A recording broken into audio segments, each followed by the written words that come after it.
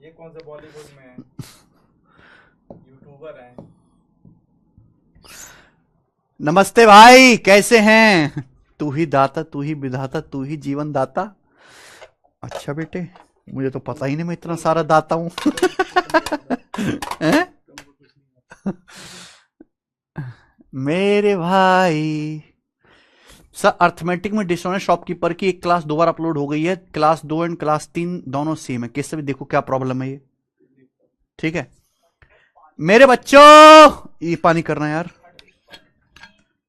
आज मैंने खर्चा कर दिया, पता है। आज मैंने 3 महीने की कमाई लगा दी पूरी माइक का तार खरीदने में। अब तुम्हारे लिए मुझे 3 महीने कर्जे ले लेकर रहना पड़ेगा भाई। देखा कितना प्यार करता हूं मैं तुम लोगों से। बेटर साउंड क्वालिटी फील कर रहे होंगे आप। बेटर साउंड क्वालिटी है कि नहीं? चलिए मेरे दोस्त, आज हम शुरू करेंगे आज की कहानी। और आज की कहानी बड़ी शानदार होगी क्योंकि आज हम सरकम सेंटर खत्म करके ऑर्थो सेंटर शुरू कर देंगे मेरे भाई। ऑर्थो सेंटर, ठीक है। चलिए,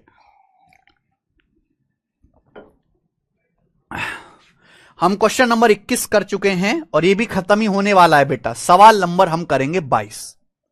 देखो दोस्त, अगला कॉन्सेप्ट सभी लोग बताएंगे। इस कॉन्सेप्ट को मैं शॉर्ट में बता रहा हूं। देखिए दोस्तों, अगर कोई राइट एंगल ट्राइंगल यानी कि समकोण त्रिभुज है, आज की क्लास का कॉन्सेप्ट नंबर 1। आज की क्लास का कॉन्सेप्ट नंबर 1, अगर कोई समकोण त्रिभुज है, ये इसका परपेंडिकुलर है, ये बेस है, 90 डिग्री के सामने हाइपोटीनस है। हाइपोटीनस, हाँ जी, कल गांधी जयंती है और कल की छुट्टी है जी। कल सरकारी छुट्टी है, ऑफिशियल ऑफिस हम खोल नहीं सकते, उसकी वजह से कल की छुट्टी है। थोड़ी बची है बेटा। अगर हम इस राइट एंगल ट्राइंगल की इनरेडियस पूछे तो इनरेडियस क्या होगी? समकोण त्रिभुज की राइट एंगल ट्राइंगल की इनरेडियस क्या होगी? तो राइट एंगल ट्राइंगल की इनरेडियस का फॉर्मूला है P plus B minus H बटे 2। ये मैंने आपको बता दिया है। अगर राइट एंगल ट्राइंगल की मैं सरकम रेडियस पूछूं तो सरकम रेडियस का क्या फॉर्मूला है? परित्रिज्या का h बटे 2। ये दोनों कंसेप्ट में समझा चुका हूं। अब एक बात बताओ, अगर मैं यहां राइट एंगल ट्राइंगल की इन रेडियस और सरकम रेडियस का सम पूछूं तो क्या आएगा? Small R plus capital R क्या आएगा? तो आप जब इन दोनों को ऐड करोगे तो बटे 2 तो है ही, बटे 2 तो है ही, माइनस एच से एच कट जाएगा, माइनस एच से एच कट जाएगा, यानी कि P प्लस बी बटे 2 आएगा। कितना आ जाएगा बेटा ये कॉन्सेप्ट? P प्लस बी बटे 2। तो यानी कि समकोण त्रिभुज की इन रेडियस प्लस सरकम रेडियस का जो सम होता है वो 90 डिग्री बनाने वाली भुजाओं का एवरेज होता है। अगर आप इनको जोड़ोगे तो माइनस एच एच कट जाएगा, 2 तो रहेगा ही, P प्लस बी बटे 2। जैसे मैं आपसे एक सवाल पूछता हूं, ये सवाल आया है सीडीएस के पेपर में और बहुत आसान है, बिल्कुल भी मुश्किल नहीं है। एक त्रिभुज एबीसी में एंगल बी 90 है, A B plus B C 4096 है। यानी कि आपके पास एक राइट एंगल ट्राइंगल यानी कि समकोण त्रिभुज इस प्रकार से है जिसमें एंगल बी 90 है, ए बी सी। ये वाला जो एंगल बी है ये 90 है, 90 डिग्री है। A B plus B C यानी कि 90 डिग्री बनाने वाली साइड का जो सम है वो 4096 है। तो पूछा है सरकम रेडियस और इन रेडियस का सम क्या होगा? Capital R plus small R. तो फटाफट जल्दी से बताओ क्या होगा? 90 डिग्री बनाने वाली भुजाओं का सम आपको दिया है डायरेक्ट 4096, इनका आधा होगा, इनका एवरेज होगा, यानी कि 2048। और इस सवाल का आंसर है बी ऑप्शन, 2048। ठीक है, आगे चलें। नेक्स्ट, अगला सवाल, सवाल नंबर है आपके सामने यहां पर 23। 23 नंबर सवाल हम सबसे बाद में करेंगे, सबसे बाद में ये करेंगे। Next, question number 24। अगला सवाल, सर आप तो घर से क्लास लेते हैं, आपको क्या प्रॉब्लम है? देखो भाई, मैं क्लास घर से लेता हूं, लेकिन जो क्लास शेड्यूल होती है, जो उसका इवेंट होता है, जो उसकी इवेंट की होती है, वो केरविल ऑफिस से बनती है। जब ऑफिस ही नहीं खुलेगा तो इवेंट ही नहीं होगा, सर्वर पे क्लास ही नहीं हो पाएगी। सब कुछ टेक्निकल चीजें हैं, आप नहीं समझोगे, अभी आप छोटे बच्चे हो। ये बताओ, यदि एक ट्राइंगल की साइड का रेशियो 4, 5, 7 है तो सरकम रेडियस और inradius find the radius of find the ratio. ये रेशियो आया यहां पे गलत लिखा हुआ है। Find the ratio of circumradius and in radius.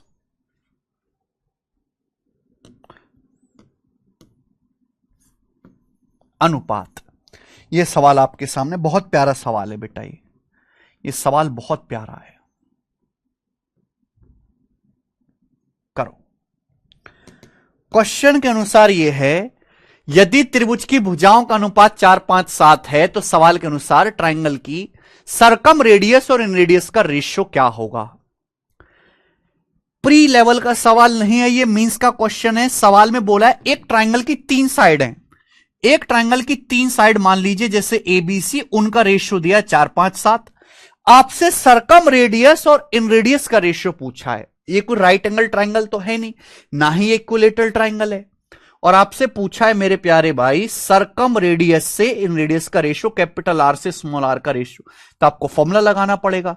किसी भी ट्राइंगल की सरकम रेडियस का जो फॉर्मूला होता है मेरे भाई वो होता है एबीसी बटे 4 डेल्टा। एबीसी बटे 4 डेल्टा। और इन रेडियस का जो फॉर्मूला होता है मेरे प्यारे बच्चों होता है डेल्टा बटे एस। डेल्टा बटे एस यही है। आप बोलोगे हां जी सर यही है। अगर मैं ये कर लेता हूं मेरे प्यारे बच्चों तो क्या हो जाएगा, ए बी सी, ये एस ऊपर चला जाएगा, एस ऊपर चला जाएगा। ऐसी होता है ना कि इन दोनों की मल्टीप्लाई हो जाएगी, इन दोनों की मल्टीप्लाई हो जाएगी। 4 डेल्टा की डेल्टा में 4 डेल्टा स्क्वायर, यानी कि मुझे ये कैलकुलेशन करना है। तो ये तो बहुत आसान सवाल हो गया, बस ये देखने में मुश्किल लग रहा था। भाई अगर किसी ट्राइंगल की साइड 4, 5, 7 है तो सेमी पेरीमीटर क्या होगा। सेमी पेरीमीटर होगा भाई तीनों भुजाओं का योग। 4, 5, 9, 7, 16 का आधा 8। 4 + 5, 9, 7, 16 का आधा 8। ट्राइंगल का एरिया क्या आएगा, डेल्टा। ट्राइंगल का एरिया आएगा √s, यानी कि 8, 8 - 4 4, 8 - 5 3, 8 - 7 1। तो ये आ जाएगा मेरे दोस्तों 96। 4 × 12 = 96 ट्राइंगल का एरिया आ जाएगा। अब आप केवल यहां पे वैल्यू रख दो, वैल्यू तो रखनी है।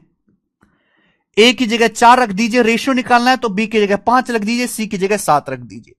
सेमी पेरीमीटर कितना है, सेमी पेरीमीटर यहां पर 8 है, सेमी पेरीमीटर की जगह 8 upon 4 delta square. 4 delta square, delta square मतलब मेरे भाई अगर एरिया √96 है, एरिया √96 है हीरोन्स फॉर्मूला से, तो √96 का स्क्वायर 96, √96 का स्क्वायर 96। कैलकुलेशन कर लो, 4 से 4 कट जाएगा, 8 से 96 12 बार कट जाएगा, तो आ जाएगा 5 × 7 = 35/12। सी ऑप्शन आंसर है। तो सवाल का आंसर 35/12 आ गया भाई। आंसर 35/24 नहीं है, 35/12 है। आइए नेक्स्ट, जल्दी से करो। आज हमें यह चैप्टर खत्म करना है, आज हमें ये शीट खत्म करनी है। सवाल नंबर 25 मेरे भाई जवाब दीजिए मेरे दोस्त, इसका क्या आंसर है। सवाल नंबर 25। ये सवाल आपके सामने 2017 सीजीएल प्री के पेपर में वाला सवाल पूछा गया था। 2017 सीजीएल प्री के, ठीक है, बताओ। और ये वो सवाल है जो 2017 सीजीएल प्री की हर शिफ्ट में आया था। हर शिफ्ट में 40 शिफ्ट में पेपर हुआ ऑनलाइन, तो 40 की 40 शिफ्ट में सवाल था डाटा बदलकर। आप देख लीजिए इस सवाल की क्या इंपॉर्टेंस है। दिए गए डायग्राम में एबीसी एक ट्राइंगल है, आपके सामने डायग्राम दिया है, उसमें एबीसी एक ट्राइंगल है जिसमें साइड AB 10 है, AC 6 है, AE 4 है। AD, ये जो लाइन AD है ये सर्कल का डायमीटर है। आपसे पूछा है find the radius of circum circle. इस सर्कल की रेडियस पूछे, सर्कल की रेडियस। मैं इस सवाल को बड़ा कर देता हूं, मैं डायग्राम को बड़ा कर देता हूं। सवाल में दिया AB 10, AC 6, AE 4। AD diameter है। अच्छा, मुझे AD की जरूरत है ही नहीं कुछ, ये हटाओ, ये हटाओ। क्या जरूरत है इस AD की, कहीं से भी खींच दिया ये इसने बेवजह का। ये सवाल है बेसिकली कि आपके पास एक ट्राइंगल है जिसमें साइड AB 10 है, AC 6 है, और ये A4 है। ये देखो यहां पे 90 डिग्री का कोण है भाई साहब। ये जो कोण है ना, ये 90 डिग्री का कोण है, 90 डिग्री का। यानी कि मेरे दोस्तों ये ए बीसी पर परपेंडिकुलर है। ये लाइन जो है बीसी पर परपेंडिकुलर है। ए जो है बीसी पर परपेंडिकुलर है, 4 सेंटीमीटर है, 4। आपसे पूछा है सर्कल की रेडियस क्या होगी, सर्कल की रेडियस क्या होगी, ये आपसे पूछा गया। मेरे भाई जवाब दीजिए रेडियस। करो अपनी मर्जी से, मत मानने लगना कि राइट एंगल ट्राइंगल है। अपनी मर्जी से कुछ ना माने। ये बीसी कोई डायमीटर नहीं है, बीसी कोई डायमीटर नहीं है, रैंडम लाइन है कि भाई एक ट्राइंगल एबीसी है। ध्यान सुनेगा। आपको नहीं लग रहा कि ये जो सर्कल है ये इस ट्राइंगल एबीसी का सरकम सर्कल है? ये जो सर्कल है ट्राइंगल एबीसी का सरकम सर्कल है। अगर मुझे सर्कल की रेडियस निकालनी है, मतलब मुझे ट्राइंगल के सरकम सर्कल की रेडियस निकालनी है, 10 है, ये 6 है, ये 4 है। साइड बीसी पर आपको हाइट दी है, बताओ क्या होगा। वैसे तो सवाल एक ही स्टेप का है, एक ही स्टेप का, लेकिन थोड़ा सा आपको दिमाग लगाना पड़ेगा। थोड़ा सा मेरे दोस्तों आपको दिमाग लगाना पड़ेगा। जरा सोचो, मैं आपको बताता हूं मेरे भाई, बहुत प्यार से सुनिएगा। आपको पता है किसी भी ट्राइंगल की सरकम रेडियस निकालने का फॉर्मूला है ए बी सी बटे 4 डेल्टा। अब आप कहोगे सर यहां तो 2 ही साइड दी है, तीसरी साइड तो दी ही नहीं है, तो हम रेडियस कैसे निकालेंगे? आज भी निकल जाएगी बेटा, अब भी निकल जाएगी। सरकम रेडियस होता है एबीसी बटे 4 डेल्टा। एक साइड 10 है, दूसरी साइड 6 है, तीसरी साइड कितनी है मेरे दोस्तों? बीसी। ये मेरे दोस्तों तीसरी साइड बीसी है। बीसी आप बोलोगे हाँ जी सर, थर्ड साइड बीसी है, बीसी बटे 4 डेल्टा। बटे 4 डेल्टा। आप कहोगे सर डेल्टा तो पता है नहीं। डेल्टा क्या होता है? ट्राइंगल का एरिया। डेल्टा होता है ट्राइंगल का एरिया। एरिया होता है मेरे भाई 1/2 बेस गुणा हाइट। एरिया होता है 1/2 बेस गुणा हाइट। अगर मैं साइड बीसी को बेस मानता हूं, अगर मैं साइड बीसी को बेस मानता हूं, तो सामने वाले वर्टेक्स से हाइट ही तो है। देखो 90 डिग्री का कोण है, 4। तो क्या ट्राइंगल का एरिया मैं ये नहीं लिख सकता 1/2 बेस गुणा हाइट? 1/2 बेस बीसी है और हाइट 4 है, 1/2 बेस गुणा हाइट। क्या मैं ऐसे नहीं लिख सकता? क्या मैं इस तरीके से नहीं लिख सकता कि ट्राइंगल का एरिया 1/2 आधार गुणा ऊंचाई, यानी कि अगर बीसी आधार है तो सामने वाले वर्टेक्स से हाइट है 4। आप बोलोगे हाँ जी सर। ये बीसी से मेरे दोस्तों आपका बीसी कट जाएगा, 2 से 4 आपका 2 बार कट जाएगा, तो 60/8 आ गया। 10 छिंगा 60/2 चौक 8 आ गया। और 60/8 कितना आ जाएगा मेरे दोस्तों? 7.5 सेंटीमीटर। तो इस सरकम सर्कल की रेडियस 7.5 सेंटीमीटर आ गई। क्या प्यारा लॉजिक इस सवाल का है भाई, क्या प्यारा लॉजिक है।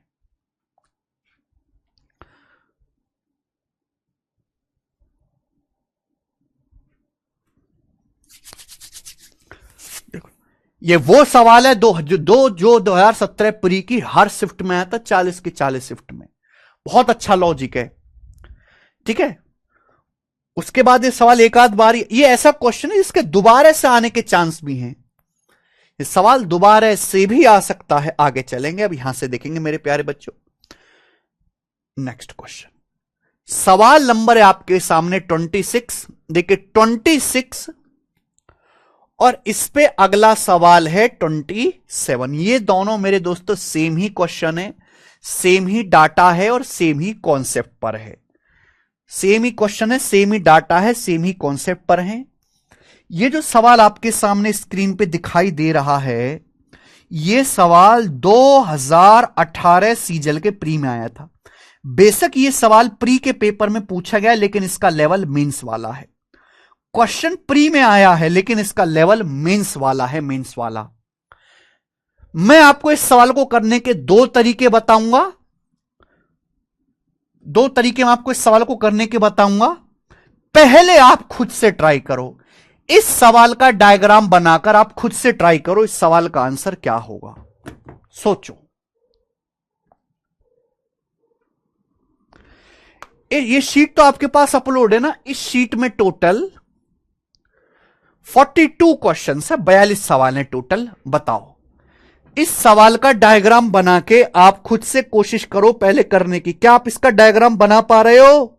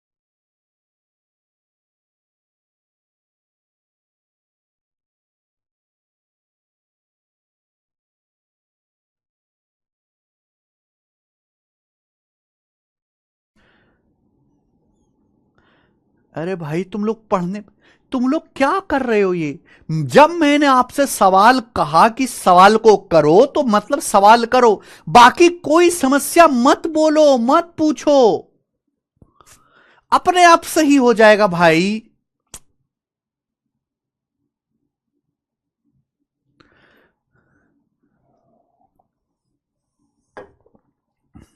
यार तुम कैसे बच्चे हो? तुम लोग यार बिल्कुल भी सीरियस नहीं हो जिंदगी में। तुम लोगों को यार पढ़ना ही नहीं है, तुम लोगों को, तुमको अपनी अपनी समस्याएं गानी है, अपनी अपनी समस्याएं गानी है। अरे जो चीज पढ़ा रहे हो उस पर ध्यान दो, बाकी जो दुनिया में चल रहा है उसको त्याग दो, त्याग दो। कब आप ये चीज सीखोगे? अगर ये चीज पढ़ा रहा हूं तो बस इसको पढ़ो, बाकी कुछ मत बोलो, कुछ मत कहो, कुछ मत सुनो, सब छोड़ दीजिए। In a circle of radius 10 centimetre with centre, एक सर्कल है इतना। आपको क्या लग रहा है कि सवाल कोई आसान है? यह सवाल बेशक प्री के पेपर में है, लेकिन इसका लेवल मेंस वाला है और कई शिफ्ट में सवाल आया था बेटा। ये देखिए, आपको लग रहा कोई आसान चीज चल रही है सर, ऐसी बता रहे हैं, कोई आसान चीज नहीं है बेटा ये।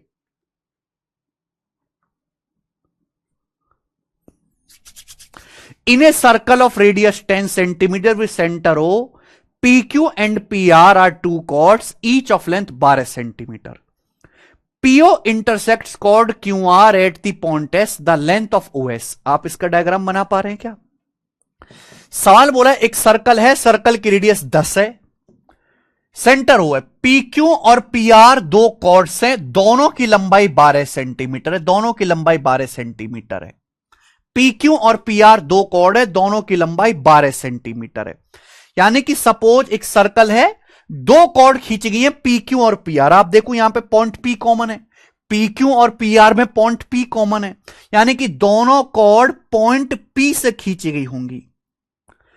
अब यहां पे डायग्राम में प्रॉब्लम यह आती है कि कॉर्ड ऐसे होंगी कि ऐसे होंगी। कॉर्ड का मतलब होता है सर्कल के दो पॉइंट को मिलाने वाली लाइन। देखो मेरे दोस्तों, यहां पर भी सवाल में थोड़ा सा दिमाग लगाना है, यहां पर भी सवाल में थोड़ा सा दिमाग लगाना है। जैसे सर्कल है, सर्कल की रेडियस 10 है।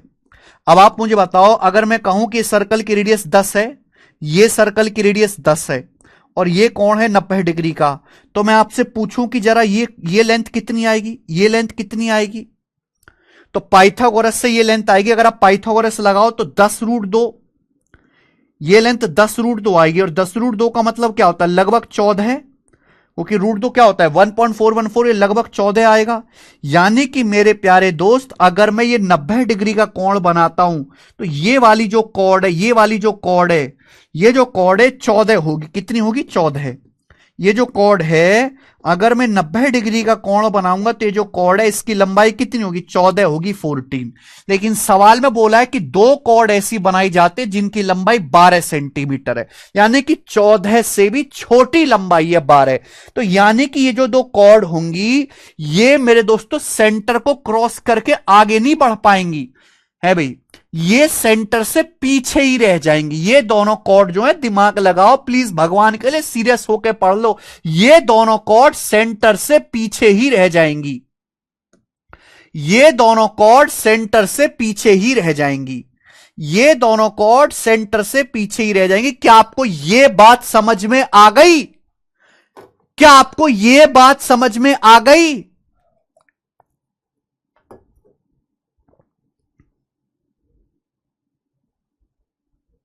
हाँ जी भाई, अगर ये 10 में आपके सामने 90 डिग्री का कोण बनाऊं तो 14 हो जाएगा। लेकिन यहां पे जो दो जीवाएं, दोनों की लंबाई 12 है, तो ये जो है सेंटर को क्रॉस करके ऐसे आगे नहीं बढ़ेगा। 14 से छोटा होता है 12, तो सेंटर से पीछे ही रह जाएगा ये 12।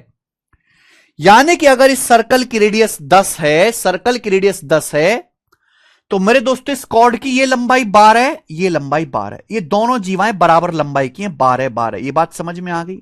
12 आगे सवाल में बोला गया ये दो जीवाएं पी क्यू और पी आर, ये दोनों कॉर्ड पी क्यू और पी आर है। ये पी क्यू है मेरे दोस्तों और ये कॉर्ड आपकी पी आर है, ये पी क्यू है और ये आपका पी आर है। आगे क्या बोला गया? आगे बोला गया है PO intersect Q R at point S. ये क्यू आर को मिला दीजिए मेरे दोस्तों, ये क्यू से आर को मिला दीजिए। ये मैंने क्यू से आर को मिला दिया। अब सवाल में ये कहा गया है कि ये जो लाइन पीओ है, ये जो लाइन पीओ है, ये जो लाइन पीओ है, ये क्यू आर को, भाई ओ क्या है, सर्कल का सेंटर, ये जो लाइन पीओ है, ये जो लाइन पीओ है, ये जो लाइन पीओ है, ये क्यू आर को यहां पॉइंट एस पर काटती है। जो लाइन पीओ ये जो है क्यू आर को यहां काटती है पॉइंट एस पर, ये सर्कल का सेंटर ओ है। ये जो लाइन पीओ है ये क्यू आर को पॉइंट एस पर काटती है। सवाल में आपसे कहा गया है, सवाल में आपसे कहा गया है, पूछा गया है ये ओएस की लंबाई क्या है, इस ओएस की लंबाई क्या है, क्वेश्चन में आपसे पूछा गया। ये मेरा सवाल है। सभी को क्या समझ में आ गया? तो आपके सामने एक सर्कल है बेटा, सर्कल का सेंटर ओ है, सर्कल की रेडियस यहां पे 10 है, दो कॉर्ड खींची गई हैं पी क्यू और पी आर, यानी कि सेम पॉइंट पी से खींची गई, दोनों में पॉइंट पी कॉमन है, तो एक कॉर्ड पी क्यू ऐसे होगी, एक पी आर ऐसे होगी, क्योंकि दोनों की लंबाई 12-12 है, 14 से कम है तो सेंटर से पीछे रह जाएंगी, 14 से ज्यादा होता तो सेंटर से आगे कॉर्ड पहुंच जाती। सवाल में बोला गया कि ये जो लाइन पीओ है, जब हम क्यू आर को मिलाते हैं, क्यू आर को पॉइंट एस पर काटता है, ओएस की लंबाई क्या होगी, ओएस की लंबाई क्या होगी मेरे भाई? यही है। क्या आपको सब कुछ समझ में आ गया? क्या आपको सब कुछ समझ में आ गया? बोलो हां। जब यह सवाल पेपर में आया होगा या आगे भी आएगा, ये एक बार आ चुका, अगर ये सवाल दोबारा भी पेपर में आए तो भी पढ़ने वाले बालक इतने कचरा हैं कि 50% से ज्यादा बालक इस सवाल का डायग्राम ही नहीं बना पाएंगे। सॉल्व करना तो दूर की बात, सॉल्व करना तो छोड़ दीजिए, वो डायग्राम ही नहीं बना पाएंगे। अब यहां से सॉल्व करने का प्रोसीजर आता है, ओएस की लंबाई क्या होगी। एक बात बताओ, ये ओपी क्या है? ओपी सर्कल की रेडियस है, ओपी सर्कल की रेडियस है। जैसा ओपी के ऊपर है वैसा ही नीचे, ये रीजनिंग, जो मैथ भूल जाओ, बिल्कुल रीजनिंग है। सिमेट्रिसिटी देखो, जैसा लाइन, जैसा रेडियस ओपी के ऊपर है वैसा ही नीचे, कोई भेदभाव तो नहीं, कोई भेदभाव है क्या? कोई भेदभाव नहीं है। रीजनिंग समझो, रीजनिंग, जैसा ओपी के ऊपर है वैसा ही नीचे है। भाई ये कॉर्ड भी 12 है, ये कॉर्ड भी 12 है, ये रेडियस है मेरे दोस्तों, और ये ऐसे मिलाया गया है। जैसा लाइन ओपी के ऊपर दिखाई दे रहा है वैसा ही नीचे दिखाई दे रहा है, कोई भेदभाव तो नहीं है बेटा। बिल्कुल रीजनिंग का इस्तेमाल करिए, मैथ का इस्तेमाल करोगे तो टाइम लगेगा। जैसा लाइन ओपी के ऊपर है वैसा ही नीचे, तो मैं ये कह सकता हूं रीजनिंग से कि जो आपका एस क्यू होगा वही आपका एस आर होगा। जो एस क्यू की लंबाई है वही एस आर की लंबाई है, जो आपके एस क्यू की लंबाई है वही एस आर की लंबाई है। ये बात समझ में आ रही है? आप बोलोगे हां जी सर ये बात हमको समझ में आ रही है। दूसरी बात समझने वाली ये है, ये एस यहां पे नाम देता हूं मैं, एस। दूसरी बात समझने वाली है कि ये स्ट्रेट लाइन है, ये सीधी रेखा है। जैसा लाइन ओपी के ऊपर है वैसा ही नीचे। स्ट्रेट लाइन मतलब 180 डिग्री, स्ट्रेट लाइन मतलब 180 डिग्री, तो जैसा ऊपर वैसा नीचे, बराबर बराबर होगा आधा आधा, बराबर बराबर होगा आधा आधा। यानी कि अगर ये कोण 90 डिग्री है, अगर ये कोण 90 डिग्री है तो ये वाला कोण भी तो 90 डिग्री का होगा। अगर जैसा ऊपर है वैसा नीचे होगा आधा आधा। अगर ये कोण 90 डिग्री है तो नीचे वाला कोण भी तो 90 डिग्री होगा। समझ में आई बात? किसी बच्चे को कोई समस्या? हां जी। जैसा ऊपर है वैसा ही नीचे है।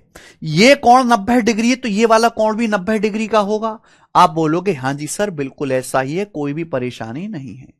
ठीक, मुझे ओएस की लंबाई निकालनी। वैसे तो यहां पे सवाल को करने के बहुत सारे तरीके हैं, सवाल को सॉल्व करने के बहुत बहुत सारे तरीके हैं।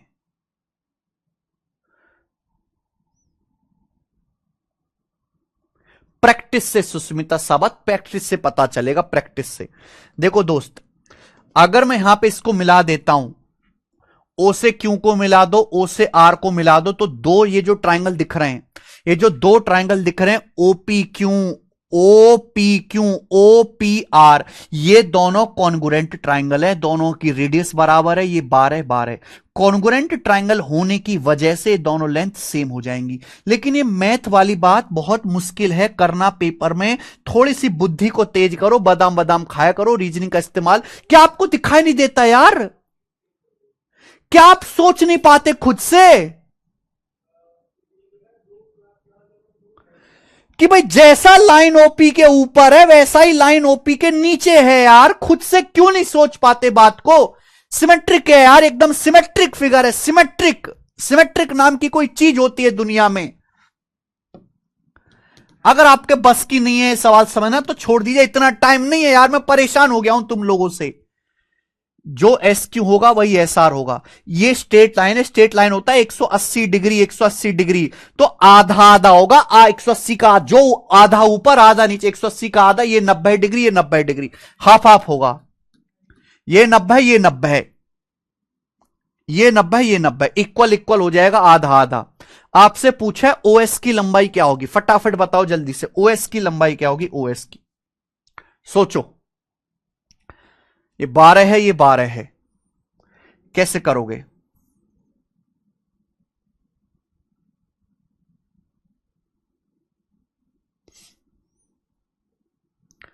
जल्दी से।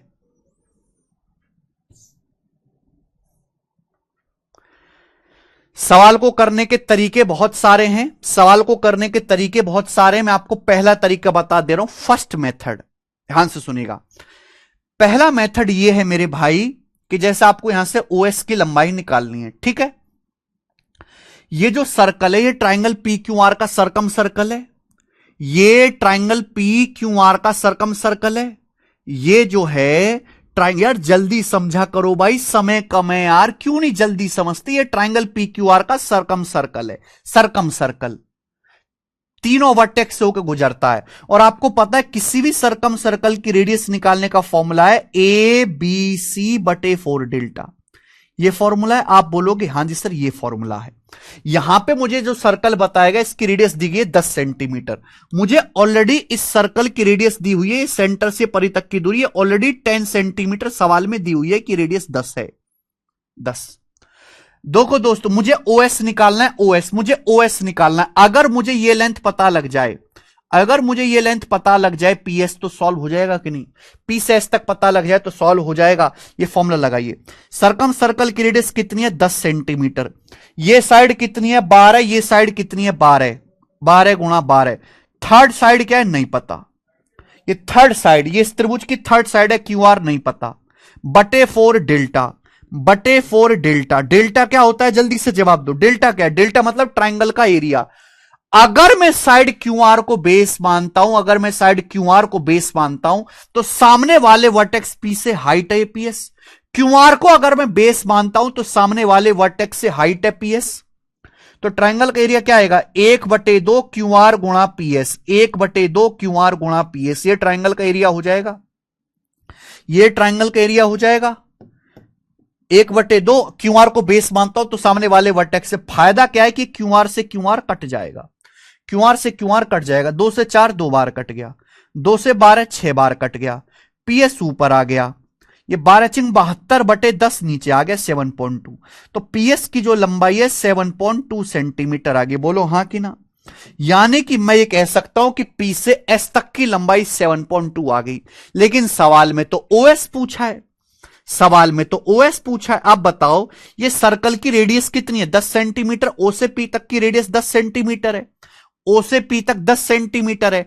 पीएस मैंने कैलकुलेट निकाला 7.2, तो 10 में से 7.2 घटाएंगे तो ओएस की लंबाई कितनी आएगी? 2.8 सेंटीमीटर। और 2.8 सेंटीमीटर इस सवाल का आंसर है, पहला ऑप्शन 2.8। ये हो गया।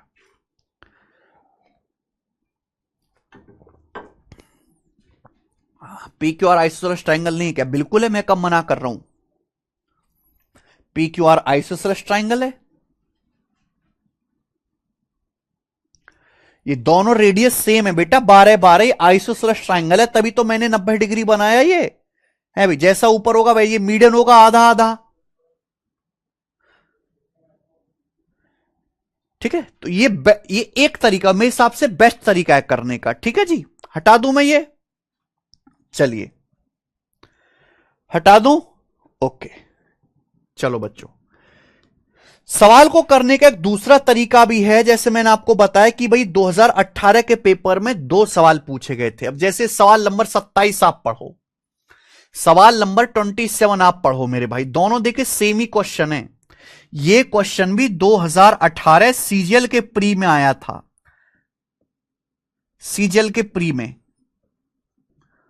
आजकल तो लेवल बहुत गिरा दिया बेटा, उस टाइम पे एक लेवल होता था।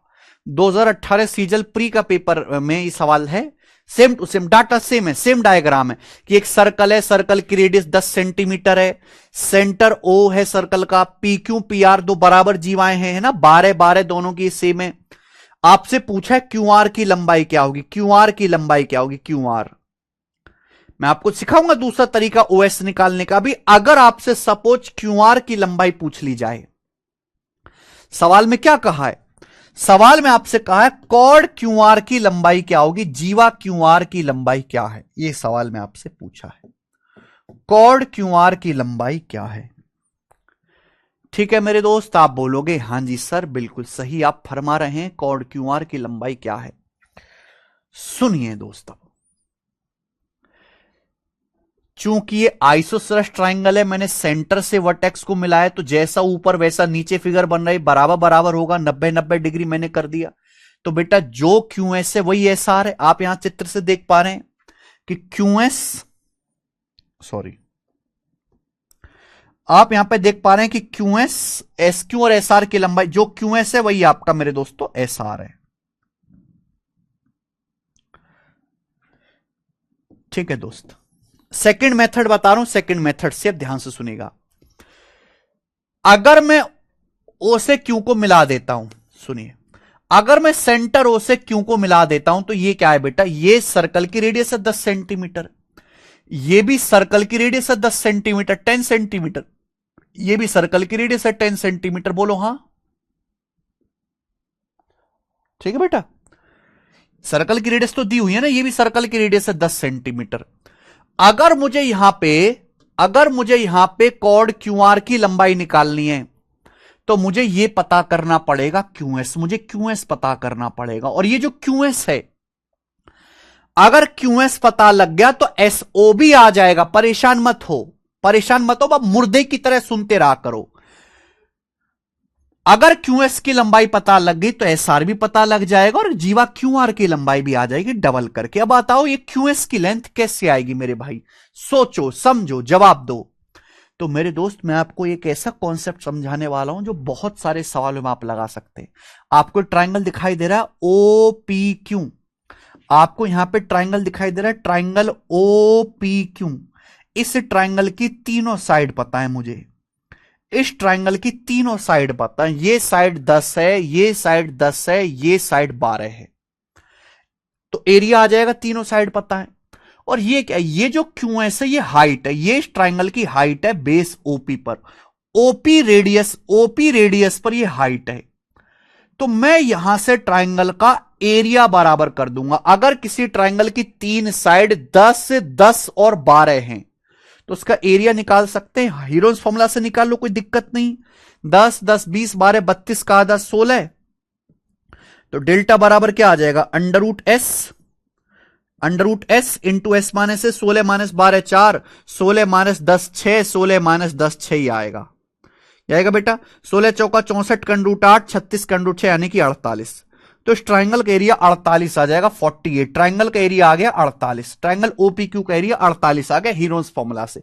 ये साइड 10 है, ये साइड 10 है, 12 है, सभी पेरीमीटर आपका 16 आ गया, हीरोज फॉर्मूला लगाया, रूट एस एस माइनस से, S minus B, S minus C, area 48 आ गया। अब आप कहोगे सर एरिया का करोगे क्या, एरिया निकाल लिया हमने हीरोज फॉर्मूला का इस्तेमाल करके।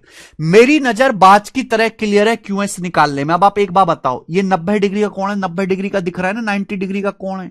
अगर मैं साइड बीएस, साइड ओपी को बेस मानता हूं, ओपी को बेस मानता हूं, तो सामने वाले वर्टेक्स से हाइट है ना बेटा, ये सामने वाले वर्टेक्स से हाइट है। आप बोलोगे हां जी सर बिल्कुल हाइट है। अगर मैं ओपी को बेस मानता हूं तो मेरे भाई ये बताओ, इस ट्राइंगल की हाइट मुझे निकालनी है, तो एरिया क्या आ जाएगा, 1/2 बेस गुणा हाइट, 1/2 बेस गुणा हाइट। बेस आपका 10 है, ओपी आपकी रेडियस है 10 है, और सामने वाले वर्टेक्स से हाइट है। पॉइंट क्यू से हाइट है एस क्यू। आप बोलोगे हां जी सर बिल्कुल सही। तो यहां से एस क्यू कितना आएगा, यहां से एस क्यू आ जाएगा 48 दूनी 96/10, 9.6। तो एस क्यू की लंबाई 9.6 आ गई। बोलो हां। तो यहां से एस क्यू की लंबाई 9.6 आ गई एरिया को बराबर करके। तो कभी भी ऐसा सवाल आए, आप एरिया को बराबर करके मेरे दोस्त निकाल सकते। 10 कैसे सवाल में दिया है, सर्कल की त्रिज्या 10 सेंटीमीटर सवाल में दिया, घोंचू कचरा धरती पे बोझ कलंक।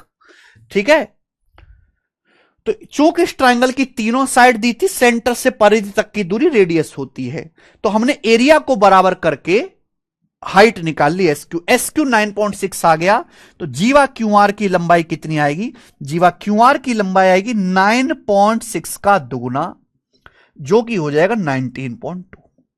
तो 19.2 सेंटीमीटर जीवा क्यूआर की लंबाई है। ऑप्शन नंबर यहां से डी करेक्ट है। ये हो गया।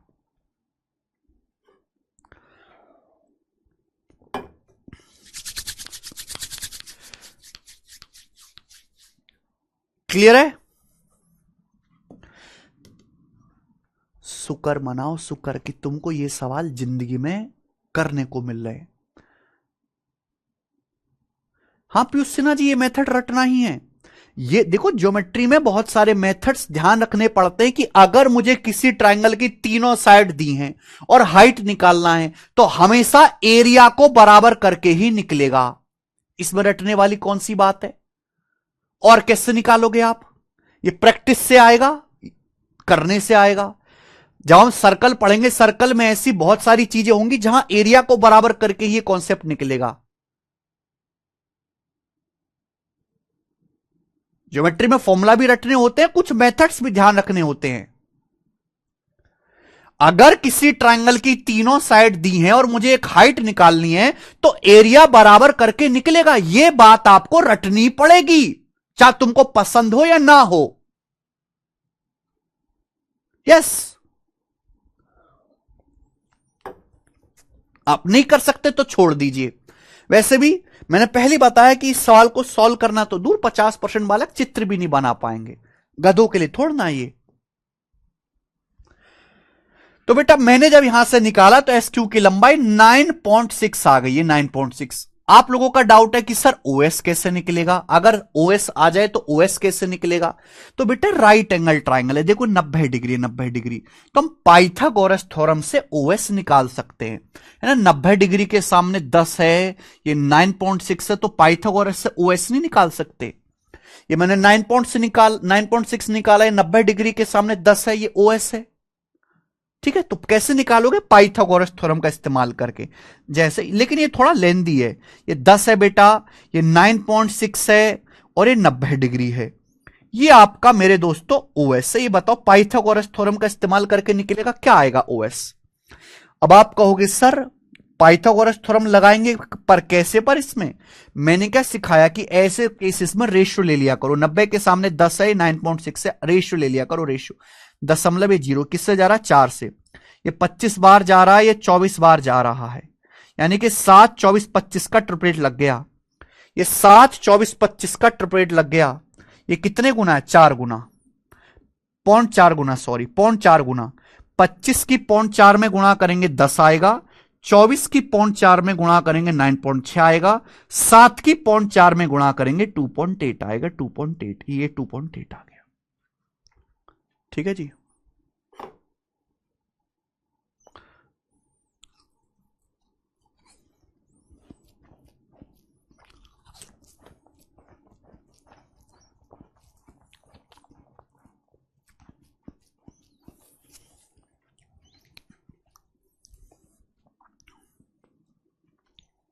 ठीक है,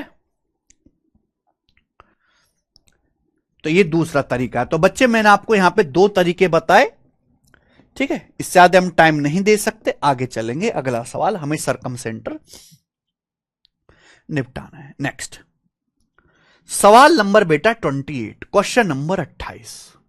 आगे आइए, क्वेश्चन नंबर आपके सामने 28 होगा। अब ये बताइए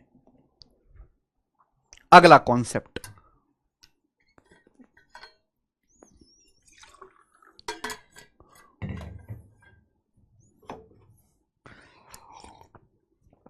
अगर आप वाकई में मेहनती बच्चे हैं ना, तो आपको ये दोनों सवाल करके इनके मेथड देख के मजा आया होगा। अगर आपको ये सवाल करके और ये मेथड देख के मजा नहीं आया, आपको अंदर से खुशी नहीं हुई, भगवान कसम ठीक बता रहा हूं कि आप नौकरी लेने लायक काबिल है ही नहीं। क्योंकि जिस बच्चे को ये दोनों सवाल करके मेथड सीख के मजा नहीं आया, अंदर से उसकी आत्मा खुश नहीं हुई, वो मेहनत ही नहीं कर रहा, वो कुछ सीख ही नहीं रहा, वो एक मुर्दा है, इसमें प्राण नहीं है। इसको जबरदस्ती बस बैच मिल गया और वो जबरदस्ती कर रहा है अपने साथ।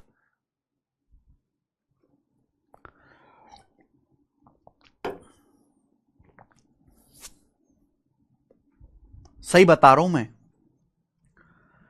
फैक्ट है ये बात, फैक्ट। अगर आपकी आत्मा खुश नहीं हुई, अच्छे बच्चों को बहुत मजा आया होगा, मुझे पता है। जो मेहनत करने वाले हैं, जो सीखना चाहते हैं, जिनके अंदर आग है, जिनके अंदर ललक है, क्योंकि ये चीज आपको कहीं और थोड़ा ना पढ़ने को मिलेंगी ना बेटा, बिल्कुल भी नहीं। कोई इतनी मेहनत नहीं कर पाते, सबका बिल्कुल सिंपल सा फंडा है ज्योमेट्री पढ़ाने का। 20-25 क्लासेस में सारे फॉर्मूला बता दिए, सारे फॉर्मूला सारी थ्योरम बता दी, एक एक सवाल करा, मास एक एक सवाल, और एक को शीट दे दी 500 सवालों की, लो इनको कर लेना घर से, दैट्स इट। आप खुद ही देखो बच्चे क्या करते होंगे। नेक्स्ट अगला कॉन्सेप्ट है मेरे दोस्तों, लिख लीजिए, distance between incentre and circumcentre. Distance between incentre and circumcentre. Distance between incentre and सरकम centre.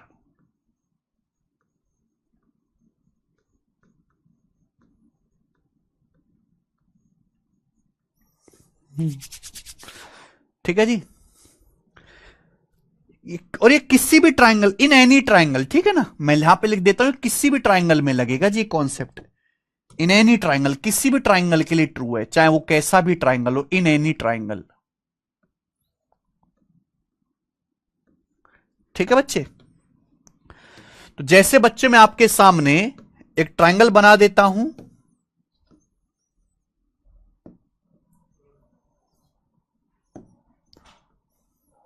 ये आपके सामने ट्राइंगल है बच्चों, ये इस ट्राइंगल का इन सेंटर है और ये इस ट्राइंगल का सरकम सेंटर है। ये इन सेंटर है और ये सरकम सेंटर है, दोनों अलग अलग होंगे भाई। इक्विलेटरल ट्राइंगल में तो जैसे सब एक ही जगह होता है सारे सेंटर, लेकिन अगर कोई स्केलन ट्राइंगल है, स्केलन ट्राइंगल में तीनों भुजाएं अलग अलग है, विषमबाहु त्रिभुज है, तो इसके इन सेंटर की पोजीशन अलग होगी, सरकम सेंटर की पोजीशन अलग होगी।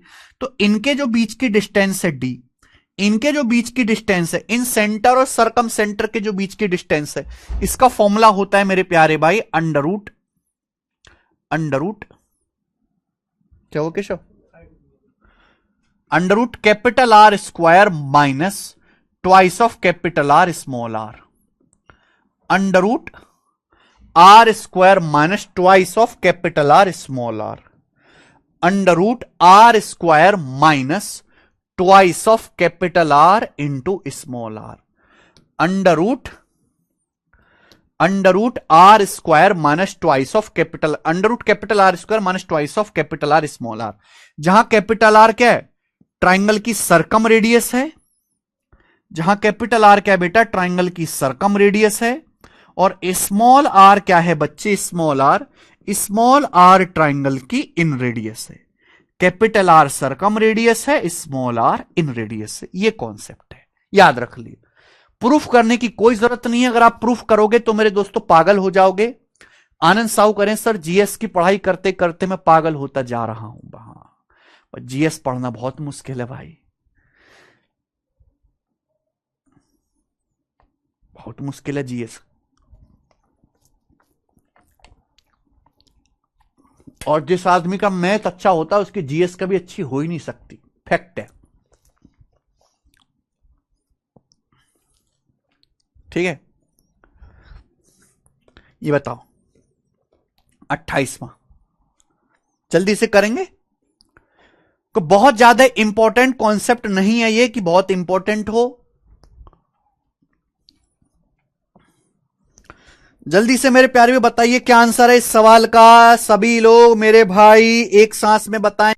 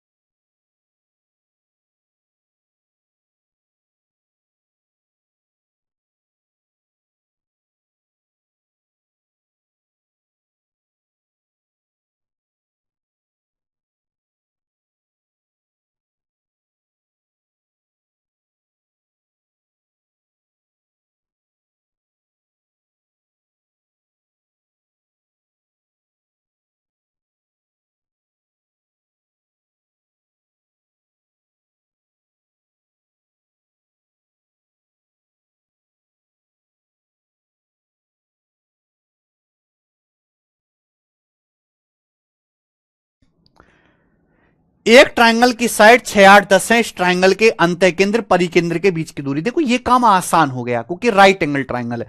राइट एंगल के अलावा अगर कोई और भी ट्रायंगल होता तो भी हम यही कॉन्सेप्ट इस्तेमाल करते। 6 8 10 है तो इसकी सरकम रेडियस क्या होगी? इसकी सरकम रेडियस होगी हाइपोटेनस का आधा 5। इसकी इन रेडियस क्या होगी तो मैं जल्दी निकाल पा रहा हूं, P plus B minus H बटे 2, P plus B minus H बटे 2 यानी कि मेरे दोस्तों 2। ये आ गया। तो इसके इन सेंटर और सरकम सेंटर के बीच की डिस्टेंस क्या आएगी? Under root capital R square, यहां पे कैपिटल आर 5 है, minus twice of capital R small R. Capital R 5 है, स्मॉल आर 2 है। तो 25 में से 4 पंजे 20 घटाएंगे तो 5 आएगा, रूट 5। तो अंतः केंद्र परिकेंद्र के बीच की दूरी रूट 5 होगी। ठीक है भाई। नेक्स्ट और लास्ट क्वेश्चन है बच्चे ये सरकम सेंटर का लास्ट सवाल, सवाल नंबर 29। एक और रह जाएगा, हां 29। ये बताओ जल्दी से, सीजीएल 2017 प्री के पेपर में सवाल आया था ये, हालांकि उसके बाद ये सवाल दोबारा नहीं आया है। ठीक है, चलो। In a quadrant of a circle a square is made in such a manner that two adjacent vertices of a square situated on radius is equidistant from center of circle and rest two vertices are situated on circumference. If side of a square is root 5 by 2 centimeter then radius of circle is, बताओ।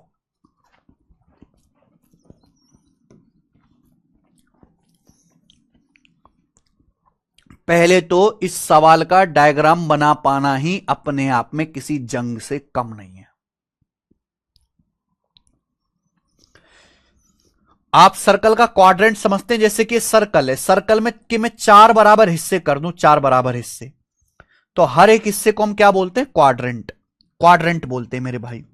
तो इस तरीके से मेरे दोस्तों circle का एक quadrant है, यानी कि चतुर्थांश है। इस तरीके से समझ में आया ना?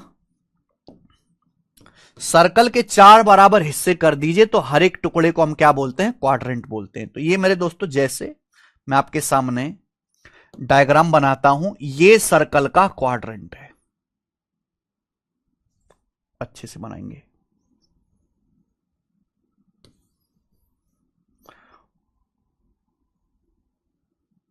ठीक है, तो ये मेरे दोस्तों सर्कल का एक क्वाड्रेंट है और ये सर्कल का सेंटर है, यानी कि ये जो है रेडियस सेम होगी। ठीक है ना, ये दोनों है जो क्या है रेडियस है। अब इस क्वाड्रेंट के अंदर, सर्कल के क्वाड्रेंट या चतुर्थांश के अंदर एक स्क्वायर इस तरीके से बनाया गया है, इसके अंदर एक वर्ग बनाया गया है कि इसके दो शीर्ष वृत्त की त्रिज्या पर हैं जो केंद्र से बराबर दूरी पर हैं और बाकी के दो शीर्ष परिधि पर हैं। तो बताओ कैसे बनेगा? मुझे एक स्क्वायर बनाना है इसके अंदर इस प्रकार से कि दो शीर्ष तो त्रिज्याओं पर हैं और बाकी दो शीर्ष क्वाड्रेंट की परिधि पर हैं, सरकमफेरेंस पर हैं। तो कैसे बनेगा? तो बच्चों क्या स्क्वायर इस तरीके से नहीं बन जाएगा?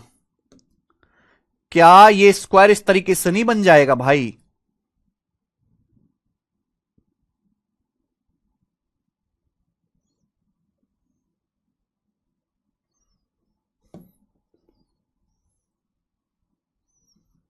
देखो बन गया कि नहीं बन गया? क्या ये स्क्वायर इस तरीके से बनेगा कि नहीं बनेगा? डायग्राम बनाना ही अपने आप में किसी जंग से कम नहीं है। ये स्क्वायर ऐसे कि इसके दो वर्टेक्स जो वो रेडियस पर है, ये दो वर्टेक्स हैं ए और बी रेडियस पर हैं। भाई ये भी क्वाड्रेंट की रेडियस है, ये भी रेडियस है, और ये दोनों जो वर्टेक्स है मेरे दोस्तों ये सेंटर से बराबर दूरी पर है, केंद्र से बराबर दूरी पर, यानी कि जो लंबाई ओ ए की होगी वही लंबाई ओ बी की होगी। और ये जो दो वर्टेक्स है सी और D, A B C D, मैं इसको नाम दे रहा हूं, ये सर्कल की परिधि पर है, ये क्वाड्रेंट की परिधि पर है। तो इस तरीके से स्क्वायर बन गया ए बी सी डी मेरे प्यारे भाई। ठीक है ना, A B C D quadrant के अंदर की दो वर्टेक्स रेडियस पर है, सेंटर से बराबर दूरी पर, जो ओ ए की लंबाई है वही ओ बी की लंबाई है। बोला है ना, दो शीर्ष वृत्त की त्रिज्या पर है, केंद्र से बराबर दूरी पर, बाकी दो शीर्ष परिधि पर है। बोला स्क्वायर की साइड √5/2 है, तो सर्कल की रेडियस क्या होगी? हमें स्क्वायर की साइड दी है, हमें सर्कल की रेडियस पूछी है। अब बताओ मेरे भाई कैसे करेंगे सवाल को? सोचो जरा आप कैसे करेंगे सवाल को, सोचो। एक कॉन्सेप्ट मैं आपको बता देता हूं, ध्यान रखिएगा, मेंसुरेशन में भी बहुत ज्यादा इस्तेमाल होगा, 2D मेंसुरेशन में। जब भी एक डायग्राम के अंदर दूसरा कोई डायग्राम बनता है, अगर एक डायग्राम के अंदर कोई दूसरा डायग्राम बनता है तो वहां हमेशा पाइथागोरस थ्योरम लगती है। अगर राइट एंगल बन रहा है, अगर राइट एंगल ट्रायंगल बन रहा है तो हमेशा वहां पाइथागोरस थ्योरम लगती है। अगर एक डायग्राम के अंदर कोई डायग्राम बनना है, जैसे कि हमने सर्कल के अंदर रेक्टेंगल बना दिया, ठीक है मेरे प्यारे भाई, इस तरीके से कोई भी डायग्राम बन रहा है तो हमेशा मेरे दोस्तों वहां पाइथागोरस थ्योरम लगती है। अनुज जी स्किप कर दीजिए, समझ नहीं आ रहा तो स्किप कर दीजिए बेटा, इससे ज्यादा नहीं समझा सकता मैं, कोई ज्यादा जरूरत भी नहीं समझने की। प्रशांत तिरशांत जी, ये क्वाड्रेंट है, क्वाड्रेंट के अगर किसी को ज्योमेट्री नहीं पढ़ना है तो छोड़ दीजिए, कोई जोर जबरदस्ती नहीं है बेटा, आप कोई खास नहीं हो। इस चैप्टर को पढ़ना, पूरा पढ़ पाना मजाक नहीं है। ये पूरे मैथ का सबसे इंपॉर्टेंट चैप्टर है, सबसे बड़ा चैप्टर है। ये चैप्टर अर्थमेटिक के 6-7 चैप्टर के बराबर अकेला है, ये मान के पढ़ाई करो। ये वो चैप्टर है जिसे 70-80% बच्चे स्किप कर देते हैं, पूरा नहीं पढ़ते, पेशेंस से छोड़ देते हैं। जब भी मेरे प्यारे भाई एक डायग्राम के अंदर दूसरा डायग्राम बनता है तो हमेशा ऐसे सवालों में पाइथागोरस थ्योरम लगती है, बस आपको राइट एंगल ट्रायंगल ढूंढना है। जैसे मैंने मान लिया कि स्क्वायर की साइड ए है, मैंने मान लिया वर्ग की भुजा ए है, क्योंकि वर्ग की चारों भुजाएं तो बराबर होती है ना, सब ए होगा। अब आप ये सोचो कि भाई ये जो है मेरे दोस्तों 90 डिग्री कोण है क्वाड्रेंट का, 90 डिग्री का, ये दोनों बराबर है, तो ये 45 डिग्री का कोण होगा, ये भी 45 डिग्री का कोण होगा, ये भी 45 डिग्री का कोण होगा, क्योंकि एक 90 है, दो भुजाएं बराबर है, तो 45 आएगा। मेरे भाई मुझे यहां पर राइट एंगल ट्रायंगल बनाना है, अगर बन पाए तो। देखिए अगर मैं इसको मिलाऊंगा यहां से, अगर मैं इसको यहां से मिलाऊंगा तो मुझे बताओ ये क्या स्क्वायर का डायगोनल है, ये इस स्क्वायर का डायगोनल है भाई। अगर मैं इसको यहां से मिलाऊंगा तो ये क्या है, तो आप कहोगे सर ये स्क्वायर का डायगोनल है, ये वर्ग का विकर्ण है, ये स्क्वायर का डायगोनल है। अगर स्क्वायर की साइड ए है तो डायगोनल कितना होगा, √2a। अगर ये स्क्वायर की साइड ए है तो स्क्वायर का डायगोनल कितना होगा, √2a, आप जानते हैं। और मैं आपको ये पढ़ा हूं कि अगर किसी स्क्वायर का हम डायगोनल खींचते हैं तो डायगोनल वर्टेक्स एंगल को बाइसेक्ट करता है आधा आधा, 45 डिग्री। स्क्वायर अगर किसी स्क्वायर का डायगोनल हम खींचे तो आधा आधा करेगा, जैसा ऊपर वैसा नीचे, 45 डिग्री। तो बेटा ये भी आधा आधा हो जाएगा ना, ये भी आधा आधा हो जाएगा, 45 डिग्री। तो ये एंगल भी 45 डिग्री का होगा, 45 डिग्री का। तो यानी कि ये 45 तो पूरा तो 90 डिग्री हो गया, पूरा तो 90 डिग्री हो गया। अब आप मुझे बताओ क्वाड्रेंट, ये स्क्वायर की साइड और मुझे रेडियस में रिलेशन बताना है। ठीक है जी, दिमाग लगाना पड़ेगा बेटा, दिमाग लगाना पड़ेगा। जरूर नहीं कि आप ऐसे मिला, आप इसको मेरे दोस्तों ऐसे भी मिला सकते थे तो भी मेरे दोस्तों हो जाता, ऐसे मिलाते तो भी हो जाता। ठीक है ना। अब जैसे मैं आपके सामने, दिमाग लगाए बेटा, कमजोर बच्चों के लिए नहीं है चीजें। ये मैंने आपके सामने क्वाड्रेंट खींचा, क्वाड्रेंट, तो भाई ये भी क्वाड्रेंट की रेडियस है कैपिटल आर, ये भी तो रेडियस है, सेंटर से परिधि तक की दूरी तो रेडियस होती है। अगर मैं क्वाड्रेंट की रेडियस को आर मान लेता हूं तो ये सेंटर है, ये सेंटर है, तो सेंटर से वर्टेक्स तक की डिस्टेंस ये क्या होगी, ये क्वाड्रेंट की रेडियस होगी स्मॉल आर। क्वाड्रेंट की रेडियस को मैंने स्मॉल आर मान लिया, क्वाड्रेंट की रेडियस को मैंने स्मॉल आर मान लिया। भाई अगर आपके पास एक क्वाड्रेंट है इस तरीके से, इसकी रेडियस है, तो सेंटर से ये भी तो रेडियस स्मॉल आर होगी, ये भी तो रेडियस स्मॉल आर होगी, सारी रेडियस है, सेंटर से परिधि तक की डिस्टेंस। आप बोलोगे हाँ सर ये राइट एंगल ट्राइंगल नहीं बन गया, ये 45 से राइट एंगल ट्राइंगल नहीं बन गया 90 डिग्री। आप बोलोगे हाँ सर। आप बताओ स्क्वायर की साइड मैंने ए मानी है, ये भी ए है, ये भी ए है, तो डायगोनल क्या आएगा, √2। ये भी स्क्वायर की साइड ए है। अब आप मुझे खुद बताओ, अगर 90 डिग्री के सामने ए है तो 45 डिग्री के सामने क्या होगा। अगर 90 डिग्री के सामने ए है तो 45 डिग्री के सामने क्या होगा, a/√2। अगर 90 डिग्री के सामने ए है तो 45 डिग्री के सामने क्या होगा, a/√2 होगा कि नहीं होगा। आपने पढ़ा है 90 45 45 ट्रायंगल नहीं पढ़ा क्या। अरे घोंचुओ, 90 45 45 ट्रायंगल नहीं पढ़ा क्या। 45 के सामने 1, 45 के सामने 1, 90 के सामने √2 रेशियो होता है। अगर यहां 90 डिग्री के सामने ए है, √2 की वैल्यू ए है, तो 1 की वैल्यू क्या आएगी, a/√2। 1 की वैल्यू क्या आएगी, a/√2। समझ में आई बात। अगर 90 डिग्री के सामने ए है तो 45 डिग्री के सामने क्या आएगा, a/√2। 90 डिग्री के सामने ए है तो 45 डिग्री के सामने क्या आएगा, a/√2। आप बोलोगे हां जी सर बिल्कुल सही, ये बात क्लियर है। तो क्या अब आपको राइट एंगल ट्राइंगल नहीं दिखाई दे रहा, ये साइड कितनी है, a/√2, ये स्क्वायर का डायगोनल कितना है, √2a, और ये मेरे दोस्तों इस क्वार्टर सर्कल की रेडियस कितनी है, स्मॉल आर। ये राइट एंगल ट्राइंगल दिखाई दे रहा है क्योंकि ये कोण 45 + 45 हो 90 डिग्री गया। ये कोण 45 + 45 90 डिग्री बन गया। तो मेरे भाई क्या आप यहां पे पाइथागोरस थ्योरम लगा सकते हैं, पाइथागोरस थ्योरम लगा सकते हैं। आप बोलोगे हां सर पाइथागोरस थ्योरम लगाओ। ये a/√2 है, एक सवाल के साथ साथ ये फॉर्मूला भी है। ये 2 शिफ्ट में सवाल आया है, एक में फॉर्मूला पूछा गया था, एक में क्वेश्चन पूछा गया था। ये a/√2 है, ये +√2a है, यानी कि इनके स्क्वायर का सम क्या होगा, क्वाड्रेंट की रेडियस को मैंने r माना है, r², ये आएगा बेटा। तो ये a²/2 है ना, ये a²/2 + 2a² बराबर r²। तो मेरे प्यारे बच्चे क्या आएगा, ये 2 दूनी 4, 4 में 1 जोड़ेंगे 5a²/2, 5a² बराबर r² हो जाएगा। 5a² बराबर r² हो जाएगा। 2 दूनी 4 1 5, अंडर रूट ले लेंगे दोनों तरफ से। अगर मैं अंडर रूट ले लूंगा तो स्मॉल r कितना आएगा, स्मॉल r आएगा √5/2a, स्मॉल r आएगा √5/2a, स्मॉल r कितना आएगा, √5/2a, स्मॉल r आएगा √5/2a, स्मॉल r आएगा √5/2a, स्मॉल r कितना आएगा, √5/2a, √5/2a लिख लीजिए। स्मॉल r क्या आएगा, √5/2a, स्मॉल r √5/2a।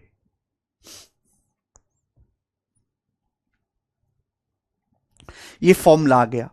तो रट लीजिए। अगर आप नहीं समझ पाए, समझने के लिए बहुत ज्यादा हाई आईक्यू चाहिए मेरे दोस्तों, अगर आप नहीं समझ पाए तो ये फॉर्मूला आप रट लीजिए कि अगर किसी क्वाड्रेंट के अंदर एक स्क्वायर बनाया जाता है, स्क्वायर की साइड ए है, क्वाड्रेंट की रेडियस आर है, तो स्मॉल आर बराबर √5/2 है।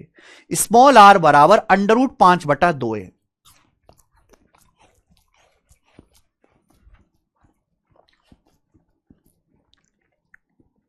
सवाल यह था कि भैया यहां वर्ग की भुजा √5/2 है, ये पूरे पे अंडर रूट है। वर्ग की भुजा √5/2 है, तो वृत्त की त्रिज्या क्या होगी, यहां वैल्यू रख दो। अगर वर्ग की भुजा √5/2 है तो इसकी रेडियस क्या होगी, √5/2। वर्ग की भुजा भी √5/2, तो √5/2 की √5/2 में गुणा होगी तो ये आ जाएगा 5/2, और 5/2 कितना होता है, 2.5 सेंटीमीटर। तो इस सवाल का आंसर बी ऑप्शन है, 2.5 सेंटीमीटर इसका आंसर है।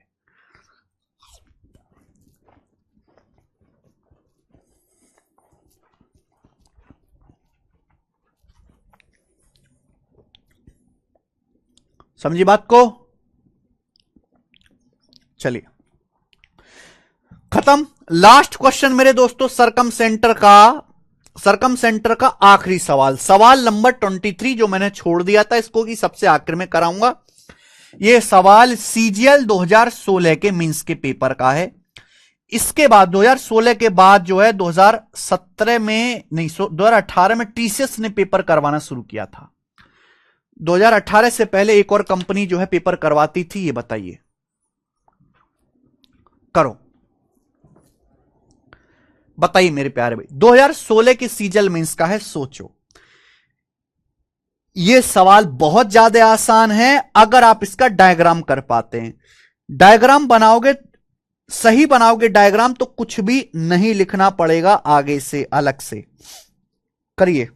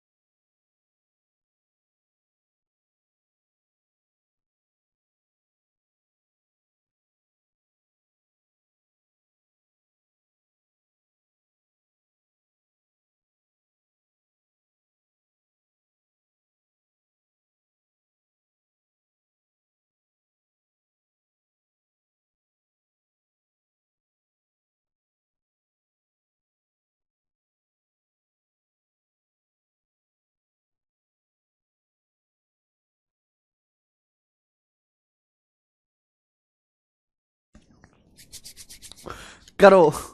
17 क्वेश्चन क्लियर नहीं दिख रहा, क्वेश्चन तो क्लियर दिख रहा है।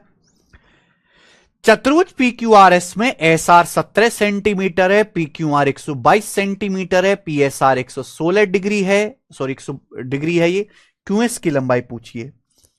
तो एक चतुर्भुज है 122 डिग्री, क्यू और एस तो आमने सामने होंगे ना, ये एंगल क्यू और एंगल एस तो आमने सामने होंगे, दोनों 90 डिग्री से बड़े हैं। तो ऐसे डायग्राम बना लेते हैं, दोनों कोण 90 डिग्री से बड़े हैं ना। देखिए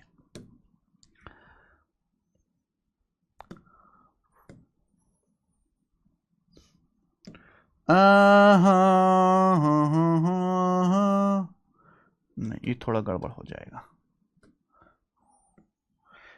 पी क्यू आर बड़ा है ना थोड़ा सा 122 डिग्री, और ये आपका छोटा है, ये आपका छोटा है मेरे दोस्तों 116 डिग्री। ऐसे बना लेते हैं। चलिए अब डायग्राम कैसी भी बना लो, क्योंकि मुझे ना क्यू और एस सामने सामने रखने, पी क्यू आर एस, ये मैंने क्वालिटल बना लिया।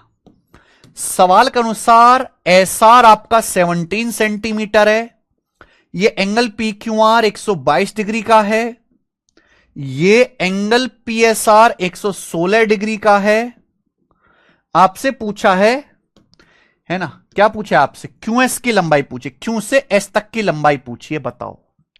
ये आपको 17 सेंटीमीटर दिया हुआ, ये एस आर की लंबाई 17 है, ये बताइए। सोचो कुछ हो पा रहा है क्या इसमें? देखिए थोड़ा सा दिमाग लगाओ भाई, दिमाग लगाओगे तो होगा। मैंने आपको ये बात बताई है कि अगर कोई सर्कल इस तरीके से है तो सेंटर पे बना कोण हमेशा परिधि पे बने कोण का डबल होता है। अगर मैंने सर्कल का ये आर्क ले लिया सपोज, इस आर्क द्वारा अगर ये वर्टेक्स पे एंगल थीटा बन रहा है तो इस आर्क द्वारा सेंटर पे जो कोण बनेगा, सेंटर पे ये हमेशा डबल बनेगा 2 थीटा, ये कोण 2 थीटा बनेगा। ये है अगर मैं इस आर्क की बात कर रहा हूं, अगर मैं सर्कल के इस आर्क की बात कर रहा हूं।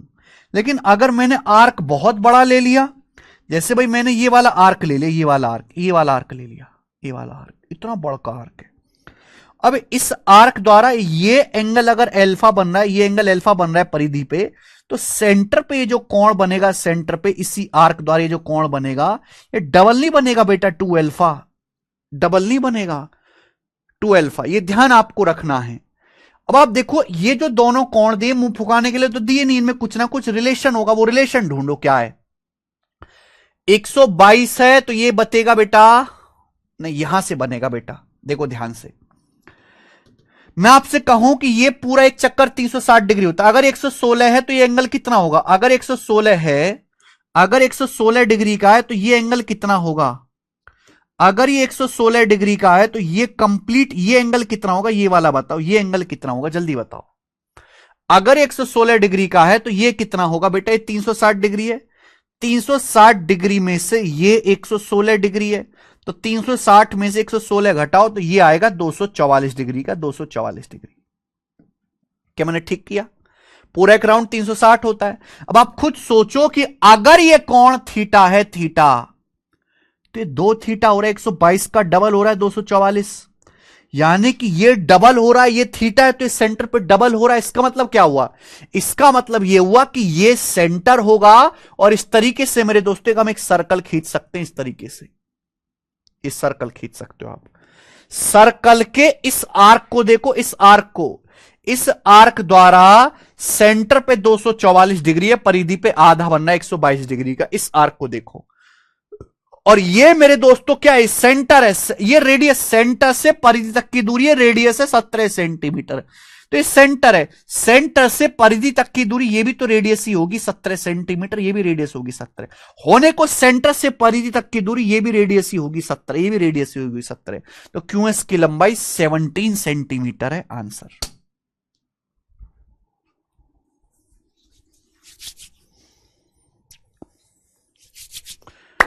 गजब का सवाल है। देखो ये ऐसा क्वेश्चन है, क्लिक कर गया तो हो गया, और आप कितने भी टैलेंटेड हैं और आपको क्लिक नहीं करा तो नहीं होगा। यानी कि ये वो सवाल है जो जब तक कोई बच्चा घर पे एक आध बार नहीं करके जाएगा तो शायद ही उसको एग्जाम में क्लिक कर पाए। हाँ, घर पे आने के बाद तसल्ली से हर बच्चा कर लेगा, लेकिन एग्जाम हॉल में नहीं सोच पाएगा। इसलिए मैं इनको क्लासरूम में करवाता हूं, समय ज्यादा लगता है। ठीक है, चलो तो इसी के साथ आपका मेरे प्यारे भाई सरकम सेंटर पूरा खत्म होता है। आपका इन सेंटर भी खत्म हो गया, सरकम सेंटर भी खत्म हो गया। कल मैं आपको बताऊंगा मेरे प्यारे भाई ऑर्थो सेंटर यानी कि लंब केंद्र।